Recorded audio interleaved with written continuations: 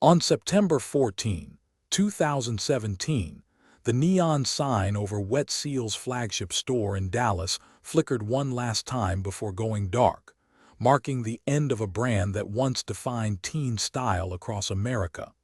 The teen fashion chain that couldn't keep up with fast fashion had become a cautionary tale for an industry obsessed with speed, trend chasing, and relentless expansion. Founded in 1962 by the Womack brothers as a modest boutique in Palm Springs, California, Wet Seal began as a small shop that catered to the burgeoning surf culture of the early 60s. By the late 1970s, the company had rebranded itself as Wet Seal and shifted focus to the teenage market, a demographic hungry for affordable, on-trend clothing that let them experiment with identity without breaking the bank. The first mall-based location opened in 1975, and the brand rode the wave of the American mall boom, opening new stores every year.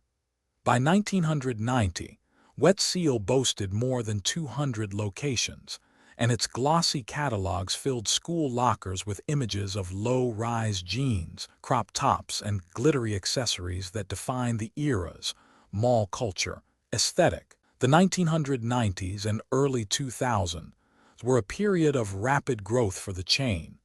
Wet Seal's parent company, Wet Seal, Inc., went public in 1995, and the influx of capital allowed it to open stores in nearly every major shopping center from coast to coast. The brand's DNA, affordable prices, frequent inventory turnover, and a finger on the pulse of teen trends, made it a staple for high schoolers looking for the latest runway copy. In 2002, the company acquired the struggling Avenue brand, hoping to diversify its offerings and capture a slightly older, more fashion-forward crowd. At its zenith, Wet Seal operated over 500 stores and generated nearly $700 million in annual revenue. But the warning signs began to appear in the mid-2000s, when a new breed of ultra-fast fashion emerged.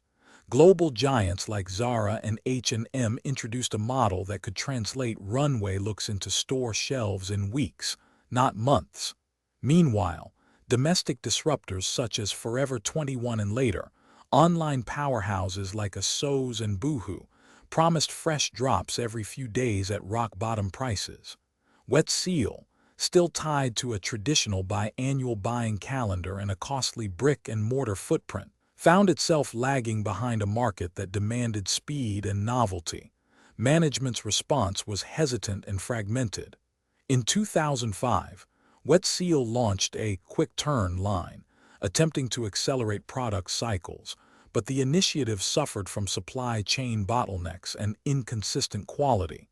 The brand's reliance on mall traffic became a liability as consumer habits shifted toward online shopping. While competitors invested heavily in e-commerce platforms, Wet Seal's website remained a static catalog with limited inventory, offering nothing more than a digital brochure. By 2008, foot traffic in many malls was already on the decline, and the chain's rent obligations, often locked into long-term high-cost leases, began to erode profit margins. The 2008 financial crisis compounded these challenges. Teen spending tightened, and Wet Seal's sales fell 12% that year.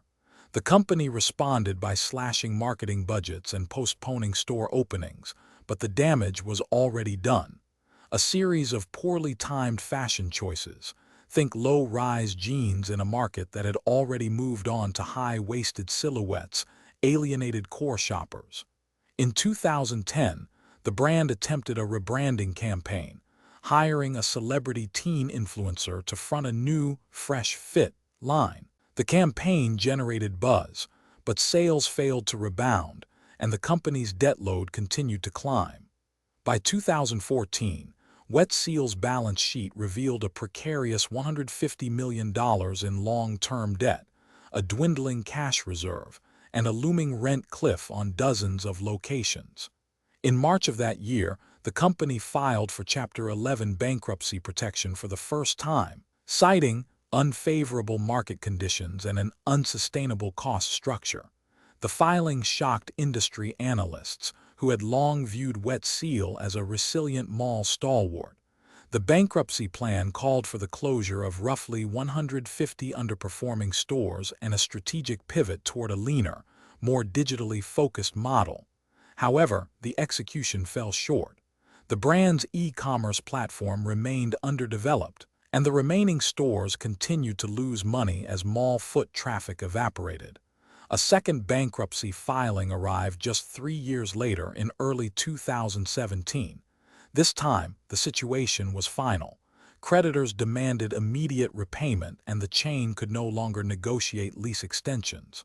On May 31, 2017, Wet Seal announced the closure of all remaining U.S. stores, a move that left more than 2,000 employees out of work and left shopping centers across the country with empty storefronts that once pulsed with teenage chatter.